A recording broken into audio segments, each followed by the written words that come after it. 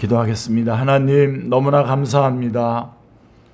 이렇게 복된 주일 허락해 주시고 저희의 찬양을 받아주시니 하나님 감사합니다. 이제 그 찬양에 합당한 삶을 살아갈 수 있도록 성령님 역사하여 주시옵소서.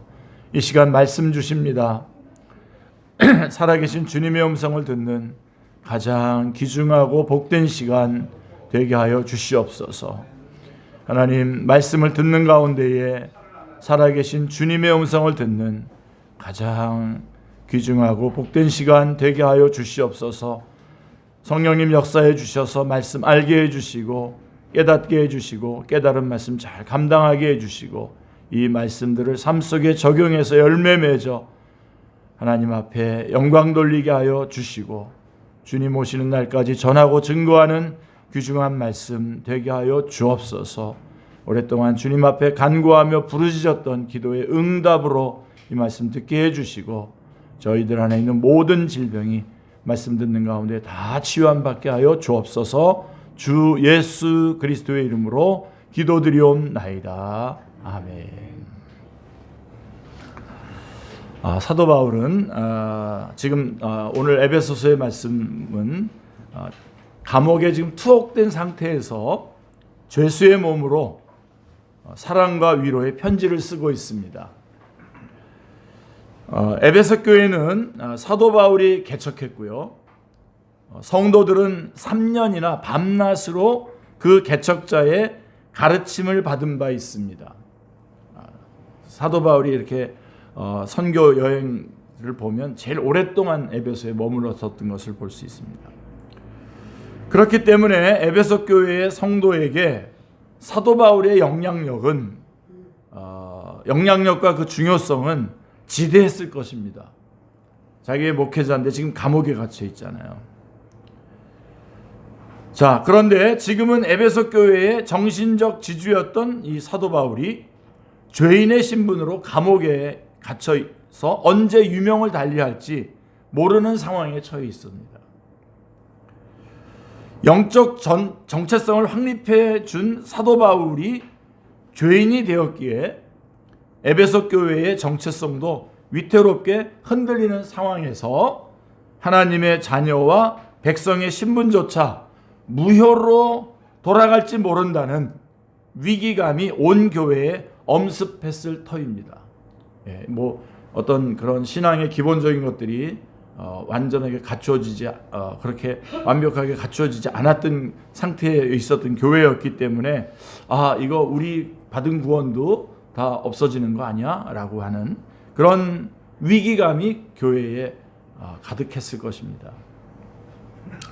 그런 상황에서 사도 바울은 에베소 교회의 성도들을 향해서 은혜와 평강을 구한 이후에 1절 2절에서 은혜와 평강을 구한 이후에 하나님께 찬양을 드리고 있습니다.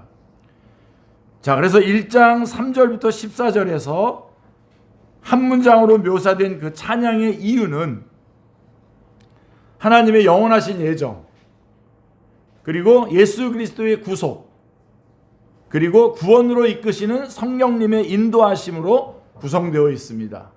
14절까지. 자, 오늘은 그 중에서 찬양의 이유 중에서 하나님의 영원하신 예정만을 한번 우리가 신년 벽두에 한번 다뤄보면서 저는 이게 가장 중요한 메시지라고 생각합니다. 하나님의 작정 안에서 구원받은 우리에게 있어서 이 말씀을 아주 확고하게 붙잡아야 될 줄로 믿습니다.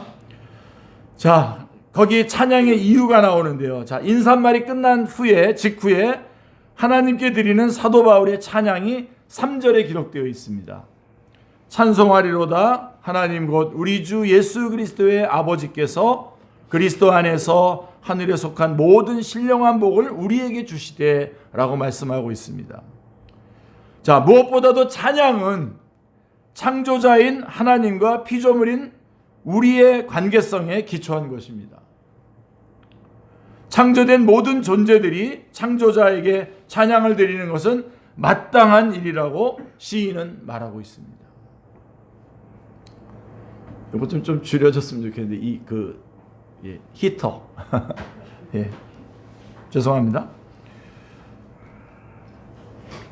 우리 시편 147편 1절에 보면 할렐루야 우리 하나님을 찬양하는 일이 선함이요 찬송하는 일이 아름답고 마땅하도다 라고 말씀하고 있습니다.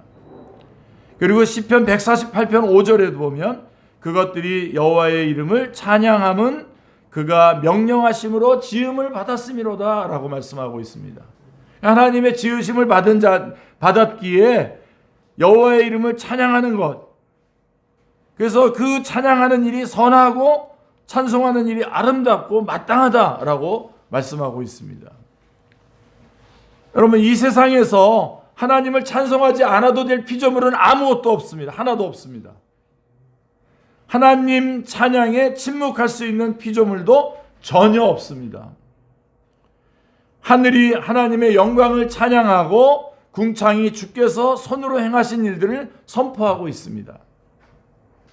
하늘과 궁창이 하나님을 찬양하고 있다는 사실은 하나님을 찬양하는 것에서 배제된 피조물이 하나도 없음을 강조하고 있는 것입니다.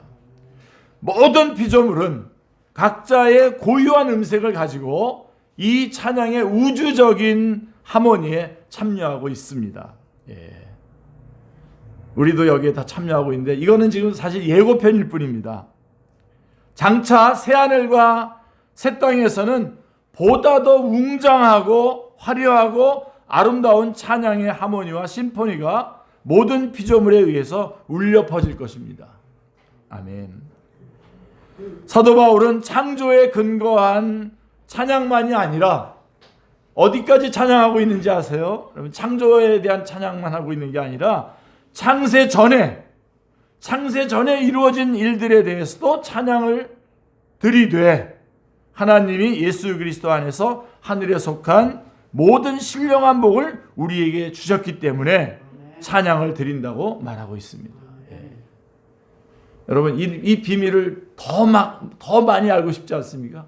2026년에는 여러분 우리 축제교회 다들 정말 이 말씀을 더 깊이 좀 알려고 추적하는 여러분들 다 되시길 바랍니다. 특별히 이 천지만 창조에 관련되어서 이 천지만물을 지금 모든 피조물들이 하나님을 찬양하는 거지만 지금 사도 바울은 그 창조 이전에 창세 전에 행하신 주님의 일을 찬양하고 있는 것입니다.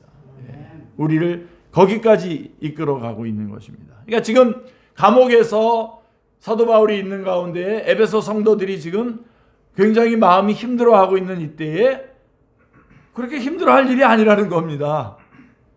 창세 전에 우리의 구원을 계획하시고 우리가 받은 구원, 그거를 지금 찬양하고 있는 것입니다. 예. 뭐가 문제냐는 거죠. 예. 하나님은 우리에게 벌이 아니라 복을 주시기를 원하시는 분이십니다. 예수 그리스도 안에서 하늘에 속한 신령한 복을 하나도 빠뜨리지 않고 모두 주시는 분이십니다. 아멘. 예수 그리스도를 우리에게 보내주신 것은 그 복의 전부를 주셨다.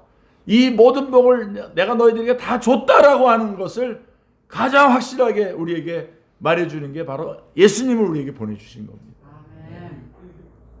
그 표현입니다. 그래서 모든 신령한 복의 원천이신 예수 그리스도께서 세상 끝날까지 함께 있는 자라면 그 누구도 이 복에서 배제되지 않을 것입니다. 아멘. 그래서 모든 복의 전부를 모든 하나님의 사람에게 주셨기 때문에 차별이 없습니다. 받아서 누리셔야 됩니다. 이 복은 오늘 잘 기억하셔야 돼요. 이 복은 하늘에 속한 복이라고 말씀하고 있습니다. 하늘에 속한 복이다. 하나님이 우리에게 예수 그리스도 안에서 주시려고 하는 복은 땅의 복이 아니라 하늘의 복입니다. 하늘의 복. 예. 이 땅에서 주어진 것이 아닙니다. 땅의 어떤 것이 복의 내용물인 것도 아닙니다. 땅에서는 생산할 수도 기대할 수도 제공할 수도 없는 오직 위로부터 주어지는 복입니다. 예. 땅의 유한하고 변하고 일시적인 복이 아니라 하늘의 무한하고 불변하고 영원한 복입니다. 예.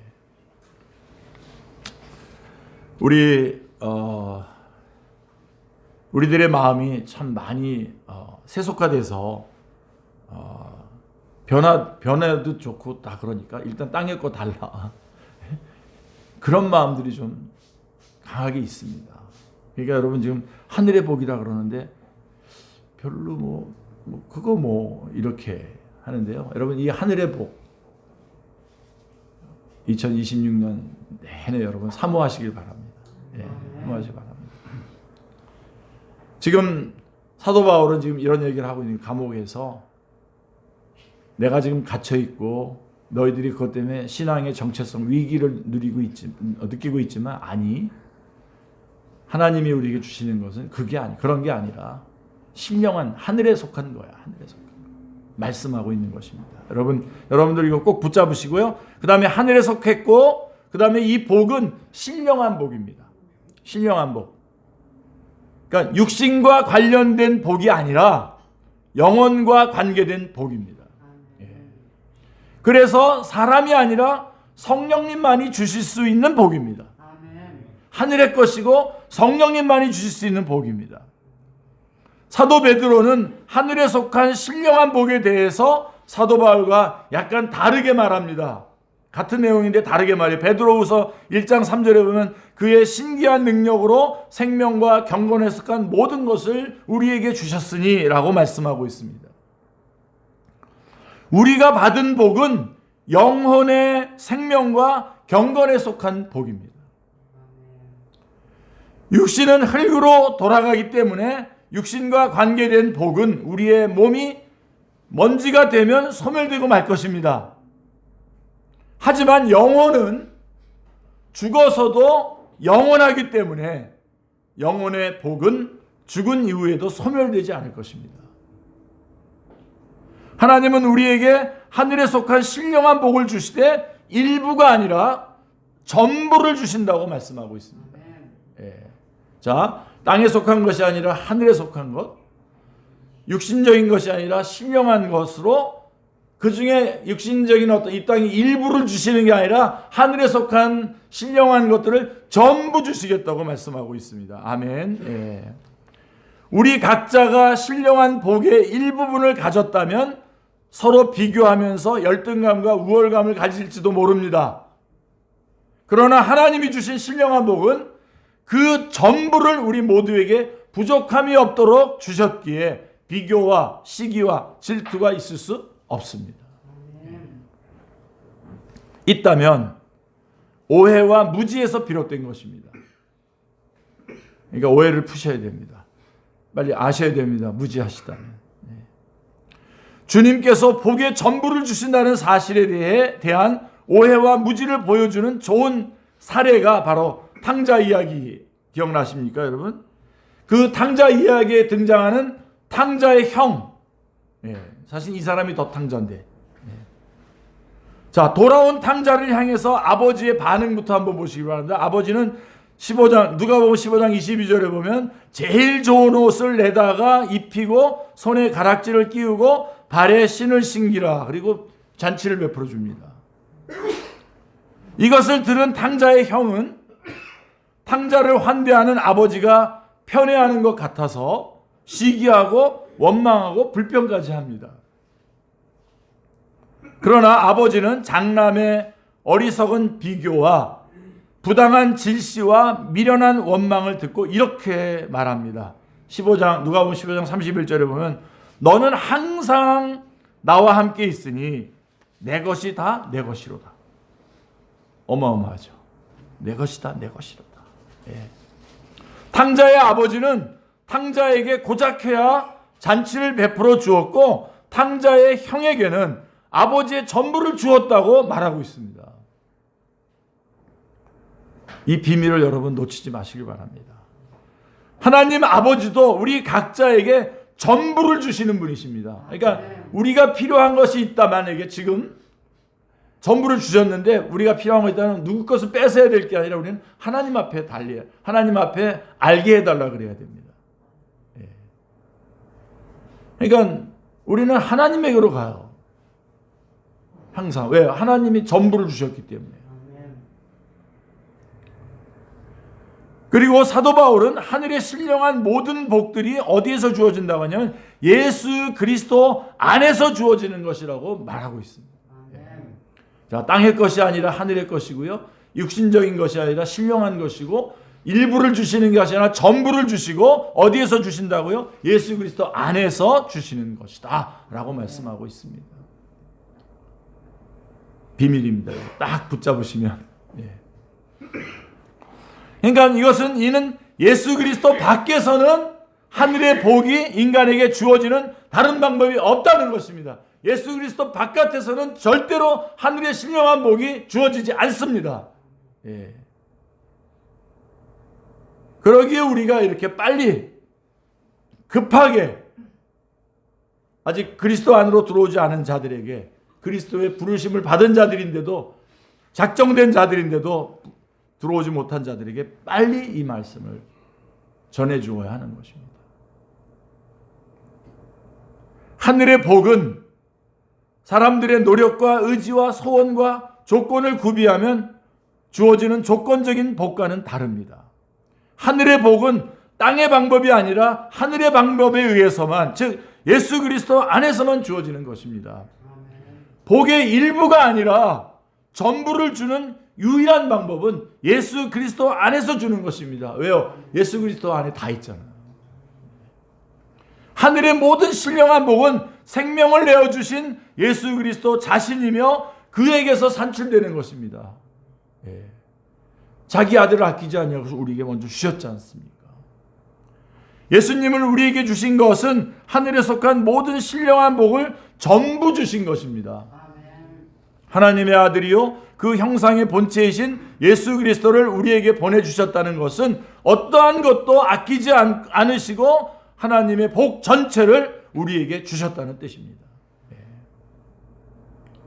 로마서 8장 32절에 자기 아들을 아끼지 아니하시고 우리 모든 사람을 위하여 내어주시니가 어찌 그 아들과 함께 모든 것을 우리에게 주시지 아니하겠느냐라고 하는 말씀입니다. 늘 말씀드리지만 여러분, 우리가 이것 주세요 저것 주세요라고 기도하고 있는 그 기도를 듣고 계신 그 하나님은 이미 우리에게 자신의 아들을 주신 분이다라고 하는 것 절대로 놓치지 마시길 바랍니다. 그 아들 안에 모든 걸 다 주셨어요.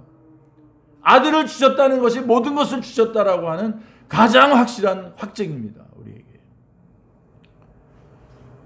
모든 것을 주셨다는 의미에서 제자들을 향해서 예수님이 이렇게 말씀하셨어요. 내가 모든 것을, 하나님 모든 것을 다 줬다라고 하는 의미로 이렇게 말씀하셨어요. 너희가 내 이름으로 무엇이든지 내게 구하면 내가 행하리라. 어마어마한 말씀입니다. 이거. 여러분, 예수님의 이름으로 구하십시오.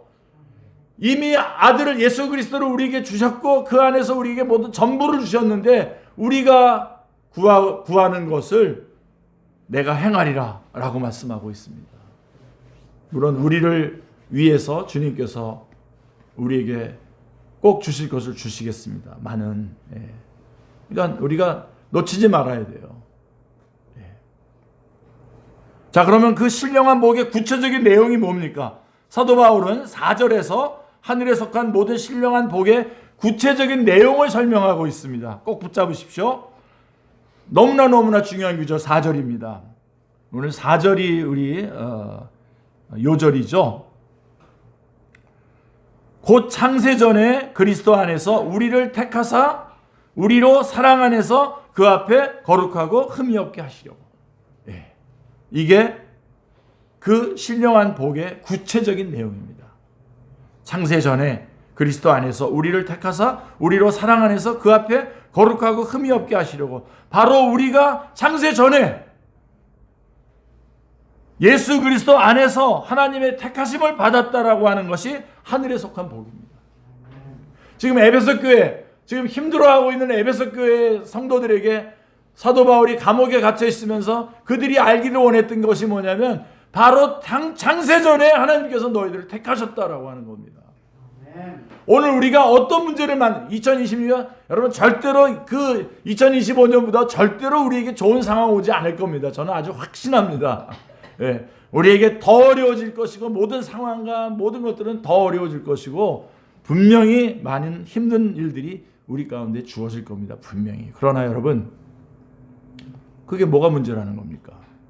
우리는 언제부터 계획되어서 그 계획대로 움직이는 자들입니까? 창세전에.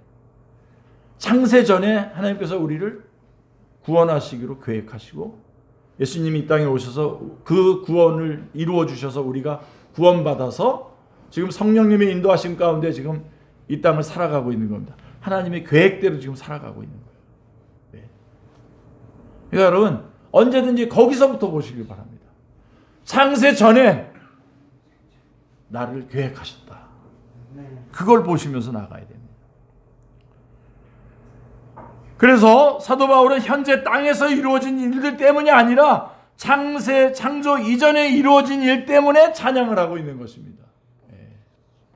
우리의 찬양이 거기까지 미쳐야 됩니다. 거기서부터 출발해야 됩니다.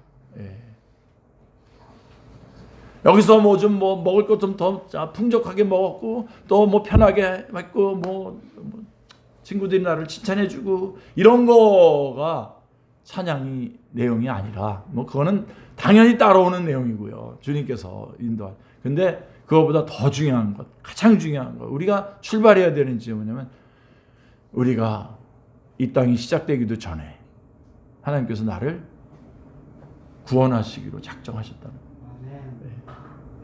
그리고 지금 오늘이 있는 거예요. 오늘 우리가. 그리고 2026년을 지금 우리는 맞이하고 있는 거예요. 여러분, 담대히 디디십시오. 담대히 출발하십시오. 우리는 창세전에 계획된 대로 지금 이 땅에서의 삶을 살아가고 있는 것입니다. 흔들릴 필요 없습니다. 주께서 부르시면 그것까지가 하나님의 계획입니다. 가는 겁니다. 더 좋은 천국에 가는 겁니다. 그러나 주님께서 이 땅에 우리를 두셨다면, 아직도 두셨다면 사명이 있어서 두셨겠죠. 여기에서 찬양의 이유와 내용은 시공간을 넘어서 영원한 선택의 차원까지 확대되고 있습니다. 특별히 하나님의 택하심이 이루어진 시점이 어디라고요? 창세 전이라고 말하고 있습니다. 이는 하나님의 택하심의 원인으로 작용한 시공간 안에서의 피조물이 없다는 겁니다. 어떤 피조물들의 어떤 그 관계나 어떤 그런 시공간의 상황이나 조건이나 여건이 관계없다는 것입니다. 하나님께서 우리를 택하신 원인은 그런 것과 관계없이 하나님의 주권으로 하나님이 선택하신 거란 말입니다. 창세 전에 아무것도 작용하지 않는 겁니다. 그러니까 지금 어떤 작용들이 여러분들을 힘들게 한다고 해서 그거는 원인이 아닙니다.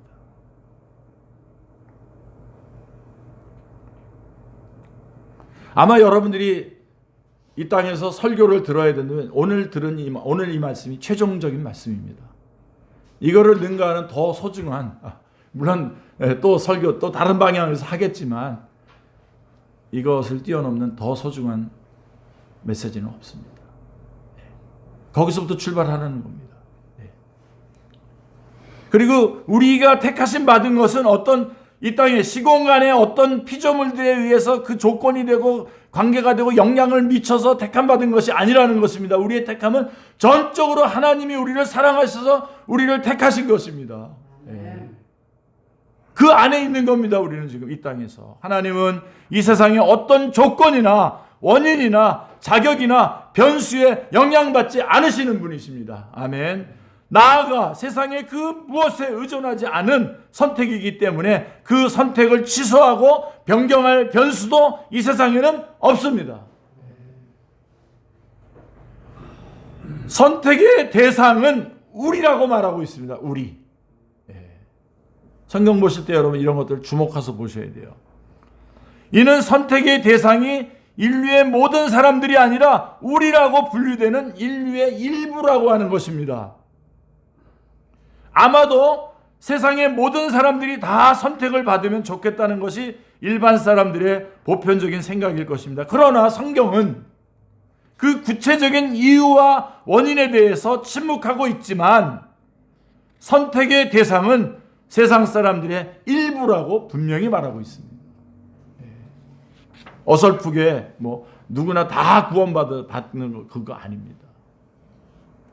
그래서 여러분 정말 여러분들이 우리 축제교회 성도님들 나는 뭐 이제 그냥 예배만 드리고 쓱 그렇게 살아가면 안 됩니까? 그러지 마시고요. 정말 이 말씀을 사모하고 자꾸만 더 알고 싶게 들어가 보시면 여러분 젊어지십니다. 영적으로 젊어지셔요. 그러면요 말씀이 막 너무 달아요. 그렇게 되면. 자, 우리가 이 땅에 육신으로 오신 예수님을 설명할 때에도 사도 마태는 세상의 모든 사람들이 아니라 뭐라 그랬습니까? 자기 백성을 그들의 죄에서 구원할 자라고 말하고 있습니다. 마태복음 1장 21절에서 증언하고 있죠. 뭐라고 하고 있으면 자기 백성을 그들의 죄에서 자기 백성을 인류의 일부를 선택하신 하나님의 이유나 의도가 궁금할 것입니다. 그러나 이 세상의 시공간을 살아가는 우리는 성경이 그어놓은 침묵의 경계선을 함부로 넘어가지 않는 것이 좋습니다. 하나님이 감추신 것을 억지로 들추고 닫으신 것을 억지로 여는 것은 우리에게 유익한 것도 아닙니다. 적정선을 이탈하지 마시길 바랍니다. 신명기 29장 29절에 보면 이렇게 됐어요. 감추어진 일은 우리 하나님 여호와께 속하였거니와 나타난 일은 영원히 우리와 우리 자손에게 속하였나니 이는 우리에게 이 율법의 모든 말씀을 행하게 하려 하심이라 라고 말씀하고 있습니다. 성경은 우리에게 필요한 것은 하나도 빠뜨리지 않고 이걸 갖다가 솔라 스크립트라고 합니다. 오직 성경. 그러니까 필요한 것은 하나도 빠뜨리지 않고 그다음에 우리에게 필요하지 않은 어떤 것도 담고 있지 않습니다. 토탈 스크립트라고 해요. 토탈 스크립처라고 합니다. 전체 성경. 우리에게 성경은 그 자체가 최적의 유익이며 삶의 적정선인 것입니다. 그래서 성경이 말한 곳까지만 가고 성경이 말하지 않는 곳은 모르기로 결심하셔야 됩니다. 선택의 목적에 대해서 사도 바울은 우리를 거룩하고 흠이 없게 하시려고 하는 것이라고 말씀하고 있습니다. 자, 우리를 선택하신 하나님의 뜻은 그리스도 안에서 일부를 선택하셨는데요. 우리는 그 선택 안에 있는데 그 선택하신 하나님의 뜻은 땅에서의 부와 장수와 명성과 건강과 출세와 권력이 있지 않습니다. 우리의 거룩함에 있습니다. 그런데 주의해야 할 것은 우리의 거룩함과 흠없음이 선택을 가능하게 한 원인이 아니라 뭐죠? 우리가 거룩해서 선택받은 건가요? 그게 원인이 아니라 뭡니까? 선택의 결과입니다. 선택도 하나님의 은혜이고 거룩하고 흠없게 되는 것도 하나님의 은혜로 말미암은 것입니다. 거룩함과 흠없음의 정도는 도덕적인 깨끗함, 언어의 깔끔함, 용모의 단정함에 있지 않습니다. 선택의 목적은 사람들의 눈에 보이려고 하는 것이 아니라 하나님의 눈 앞에서의 거룩함과 흠없음을 이루기 위해서 위한 것입니다. 거룩함은 하나님께 구별된 상태를 의미하고 흠없음은 주님의 형상을 온전히 이루는 것과 관계된 것입니다. 거룩하고 흠없는 사람은 바로 하나님께 구별된 사람이요 하나님의 자녀다운 사람이요 그래서 부족함이 없는 사람을 뜻합니다. 우리를 거룩하고 흠없게 하시는 하나님의 방식에 대해서 사도 바울은 우리가 사랑 안에서 거룩하고 흠이 없는 온전한 사람이 되는 것이라고 말하고 있습니다. 이는 조건도 없고 자격도 없는 우리에게 베푸시는 하나님의 무조건적인 사랑 안에서만 거룩함과 흠없음을 기대할 수 있다는 것입니다. 여러분 이런 면에서 정말 어떤 면에서 여러분 참 자유를 누리시길 바랍니다. 왜냐하면 우리 쪽에서 아무런 조건이 없어요. 하나님이 우리를 선택하신 것. 우리를 거룩하게 하시려고 하나님이 우리를 사랑해서 선택하신 거예요. 자, 그런 면에서 여러분 자유를 누리시되 또 다른 차원에서 한번 여러분을 소중하게 여기시길 바랍니다. 그렇게 불러내 주셨잖아요. 그렇다면 하나님의 마음과 뜻에 합당하게 살아가야죠. 자, 그러면 하나님의 사랑 안에서 거한다라고 하는 것이 뭡니까? 하나님의 사랑 안에서 거한다라고 하는 것은 하나님의 계명을 듣고 순종해야 가능한 일입니다. 요한복음 15장 10절에 보면 너희도 내 계명을 지키면 내 사랑 안에 거하리라 라고 말씀하고 있습니다. 여러분, 사랑해 보십시오. 사랑하면 변화되고, 사랑하면 성장하고, 사랑하면 온전함에 이릅니다. 거룩함과 흠없음을 이루려면 가정과 교회와 직장과 일터와 학교의 현장에서 사랑하며 사십시오. 사랑을 받고 사랑을 하는 관계성이 없는 모든 공동체는 우리를 퇴보하게 만듭니다. 우리에게 허락된 모든 관계들은 신적인 작정의 관점에서 보면 우리의 거룩함과 흠없음을 위한 하나님의 배려이며 섭리적인 장치라고 보아도 무방할 것입니다. 자, 그 다음에 이제 5절로 가보십시오. 5절. 우리 5절 좀 띄워주실 텐겠죠? 그 기쁘신 뜻대로 우리를 예정하사 예수 그리스도로 말미암아 자기의 아들들이 되게 하셨으니, 더 어마어마한 말씀이 나오죠. 하나님의 뜻에 기초한 예정을 말하는 것입니다. 하나님의 영원한 택하심은 이 세상의 그 무엇도 아닌 하나님의 기쁘신 뜻에만 의존하는 것입니다. 놓치지 마십시오. 오직 우리의 영원한 선택, 오늘 제목이 뭡니까? 하나님의 영원하신 예정이잖아요. 하나님의 영원하신 이 택하심은 이 세상의 그 무엇도 아니라 하나님의 기쁘신 뜻에만 의존하고 있는 것입니다.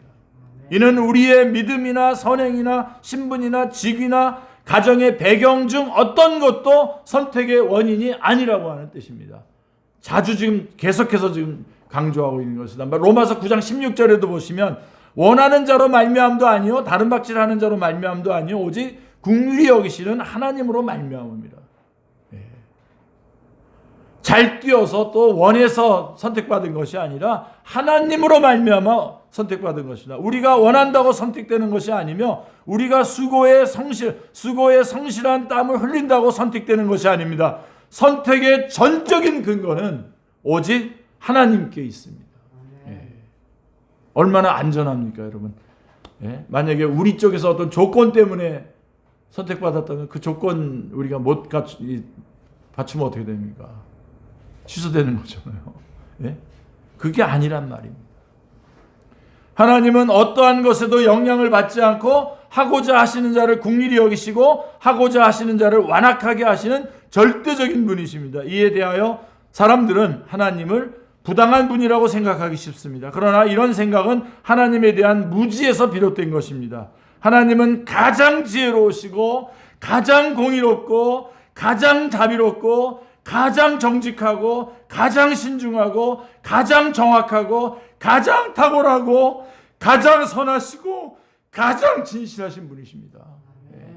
놓치지 마세요, 여러분. 사람처럼 생각하시면서 하나님한테 삐지지 마세요. 하나님은 비교할 존재가 이 세상에는 없고 하나님을 설명한 비유도 이 세상에는 없습니다. 이토록 위대하신 분이 무엇을 하든지 마음대로 하신다는 것은 가장 공의롭고 가장 선하고 가장 진실하고 가장 정확하고 가장 아름다운 일입니다, 여러분. 하나님이 만약에 이 나라를 독재하신다면 얼마나 좋겠습니까? 그렇지 않은 사람이 독재하면 문제가 되니까 문제죠. 하나님의 존재가 완전하기 때문에 완전한 존재가 그대로 반영된 행위도 완전한 것입니다. 만약 다른 요소가 그분의 판단과 행위에 개입하게 된다면 그분보다 못한 것이 추가되는 것입니다. 하나님 그분보다 못한 것이 추가되는 것이기 때문에 개선이 아니라 오히려 개혁을 초래하는 것입니다. 그러니까 여러분, 하나님 한 분만으로 만족한 겁니다. 예수님 한 분만으로 만족한 겁니다. 여기에다가 또 다른 방법들을 동원해 가지고 추가해서 진행을 한다면 개악이 되는 겁니다. 저렇게 붙어있는 것들을 뜯어내면 이게 개혁이 되는 거고요. 그래서 여러분, 우리 교회도 이렇게 뜯어낼 것들이 있으면 뜯어내야 돼요, 계속. 그래서 다시 결국은 예수님만 반짝반짝 빛나야 됩니다. 결국은 하나님만 나와야 되죠. 하나님의 뜻 이외에 그분의 결정과 판단에 관여하는 땅의 조건들이 없으면 없을수록 더욱 공의로운 것입니다. 아멘입니다. 그리고 택함을 받은 우리를 가리키는 명시적인 신분은 종이나 친구나 동료나 백성이 아닌 하나님의 자녀라고 사도 바울은 말하고 있습니다. 하나님의 선택은 우리를 당신의 자녀로 삼으시기 위한 것입니다. 여러분, 이게 얼마나 어마어마한 말씀인지 아십니까? 자녀라고 하는 신분은 부모의 모든 권위와 존엄성과 가치와 기업을 유산으로 물려받는 자입니다. 그래서 사도 바울은 말합니다. 자녀이면 또한 상속자요 곧 하나님의 상속자요 그리스도와 함께한 상속자니라고 로마서 8장 17절에서 말씀하고 있습니다. 그리고 우리가 하나님의 자녀가 된 것은 예수 그리스도로 말미암은 것이라고 말합니다. 어떤 뜻일까요? 독생자인 예수 그리스도의 죽음으로 말미암아 우리가 하나님의 자녀가 되었다는 뜻입니다. 그러므로 하나님의 자녀라는 신분의 고결함은 예수님의 생명을 대가로 지불할 정도로 지대한 것입니다. 찬송이 일평생 마르지 않는 이유가 바로 여기에 있는 것입니다. 아멘. 예. 그리고 이제 좀 마무리해 볼게요. 그럼 우리의 선택의 목적이 뭘까요? 왜 하나님은 이토록 놀라운 선택의 은혜를 우리에게 베푸신 것일까요? 6절에 보십시오. 6절에. 이는 그가 사랑하시는 자 안에서 우리에게 거저 주시는 바 그의 은혜의 영광을 찬송하게 하려는 것이라. 예. 하나님은 당신이 베푸신 은혜의 영광을 찬송하게 하시려고 우리를 만세전에 택하신 것입니다. 아멘. 예. 인간이 태어나서 살아가는 이유가 자기를 위한 것이 아닙니다. 여러분, 오늘 이거 분명하게 하나님 앞에서 여러분 지금 마음속으로 다 고백하세요. 내가 지금 살아가는 이유는 나를 위한 게 아니다라고 하는 거 고백하시기 바랍니다. 그게 아니라 우리의 삶은 은혜로운 하나님의 영광을 찬송하기 위한 삶입니다. 이것은 사도 바울의 독창적인 사고가 아닙니다. 이사야 선지자의 기록을 보십시오. 여러분, 이사야 43장 21절. 예, 너무 중요해요. 이거 여러분 암송하시면 좋아요. 이 백성은 내가 나를 위하여 지었나니 나를 찬송하게 하려 함이라. 여러분, 우리를 그렇게 귀중하게 창세전부터 선택하셔서 우리를 거룩하게 그 사랑으로 거룩하게 하신 그 이유가 뭐냐? 하나님을 찬송하게 하려고 하는 거예요. 예. 그럼 여러분, 우리는 이 땅에서 이 하나님을 찬송하면서 살아간다고 한다면 우리 인생에 가장 합당하게 살아가는 거죠. 예. 이 백성은 내가 나를 위하여 지었나니 나를 찬송하게 하려 함이라. 인간은 자신이나 타인을 위하여, 가정이나 회사를 위하여, 민족과 국가를 위하여 창조된 존재가 아닙니다. 그런 것들을 무시하라고 제가 말하는 게 아니라 그게 아니란 말입니다. 하나님을 위하여 지어졌고 하나님을 찬송하는 목적을 가지고 있습니다. 이러한 이해는 잠언의 지혜자도 공유하고 있는데요. 잠언 16장 4절에 보면 여호와께서 온갖 것을 그 쓰임에 적당하게 지으셨나니 악인도 악한 날에 적당하게 하셨느니라.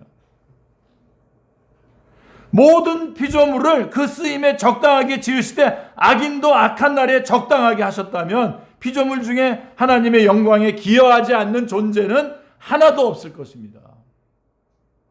그래서 존 칼빈은 시편을 주석하면서 온 세상은 하나님의 선함과 지혜와 정의와 능력의 전시를 위한 극장이라고 말하고 있습니다. 다 하나님의 영광을 위해서 다 반짝반짝거리고 있다는 겁니다. 그 중에서도 인간의 창조와 하나님의 자녀로서의 재창조는, 구속은 최고의 신적인 영광이 펼쳐지는 그 극장의 한복판인 것입니다. 우리가 예수 믿고 구원받는, 주님께서 창세전에 우리를 작정하신 대로 이 땅에서 우리를 불러내셔서 우리를 구원해 주시는 그것이 이 하나님께 영광 돌리는 모든 그 극장의 한복판에 있다는 것입니다. 예. 이는 영광의 가장 찬란한 빛이 재창조에 있다는 것입니다. 우리 구속. 예. 우리는 하나님의 영광을 위하여 만세전부터 하나님에 의해 창조와 구원으로 정해진 자들입니다. 영혼 속에서 계획된 이 놀라운 은혜는 시공간에 속한 피조물이 감추거나 감하거나 소멸할 수 없습니다. 창세전부터 작정된 우리의 선택과 구원은 예수 그리스도의 생명이 그 대가로 지불된 것이어서 이보다 더 큰 하나님의 은혜와 사랑은 없습니다. 왜 이토록 큰 은혜와 사랑을 우리에게 주신 것일까요? 하나님의 의도와 목적이 있습니다. 그것은 우리가 하나님께 영광의 찬송이 되게 하려고 하는 것입니다.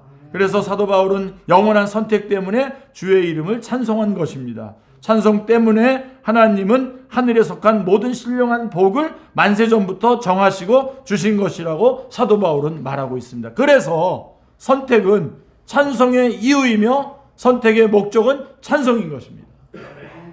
하나님께 영광의 찬송이 된다는 것은 창조와 재창조의 목적이며 동시에 우리에게 최고의 복입니다. 그러므로 찬양의 입술이 다물어질 수 없는 것입니다. 2026년 그전에도 우리 그렇게 했지만 이제부터 올해 그리고 주님 앞에 갈 때까지 하나님을 찬양하는 일에 우리의 모든 것들을 다 넣어서 섬기시는 사랑하는 우리 축제 성도님들 다 되시기를 주님의 이름으로 축원합니다. 하나님 아버지, 오늘 말씀을 통해서 주님께서 창조하신 것뿐만 아니라 창세 전에 우리를 택하시고 그리고 이 땅에서 예수 그리스도의 보혈로 저희들을 불러내시고 또 성령님의 역사로 저희가 하나님의 자녀로 하나님을 찬양하는 삶을 살도록 하나님 이렇게 불러내신 하나님의 구속을 찬양할 수 있도록 오늘 말씀을 주시니 감사합니다. 하나님 2026년 그리고 저희들의 남은 생애가 어떻게 이 땅에서 어떤 조건과 상황과 환경으로 변경되어서 우리에게 닥쳐온다고 하더라도 하나님 우리가 창세전에 계획된 자, 창세전에 선택받은 자인 것을 확인하고 담대히 주님의 영광과 주님을 찬양하는 일에 모든 것을 다 쏟아붓는 그러한 복된 생을 살아가게 하여 주시옵소서. 주 예수 그리스도의 이름으로 기도드리옵나이다. 아멘.